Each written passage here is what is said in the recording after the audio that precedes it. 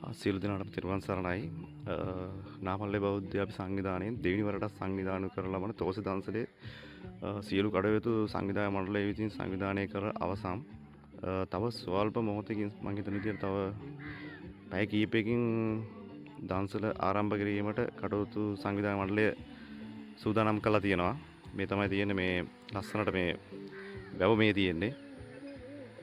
නාමල්ලේ වැව ටික වැව බලාගෙන ඔයාලට වාඩි වෙලා බලන්න පුළුවන්. මේ තමයි පුඩු ටික තියෙන්නේ.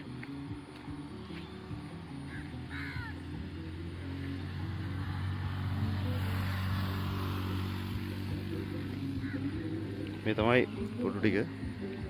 අර වටේට සුදු පාටෙන් වට කරලා තියෙන. එතන තමයි මේ තෝසේ හදන්නේ. එතනට යනවා. මේ තමයි පුඩු ටික ලස්සනට දාලා තියෙනවා වලට ඇවිල්ලා මං කියන්නේ ඔක්කොම ඇවිල්ලා යන්න තෝසයක් කාලා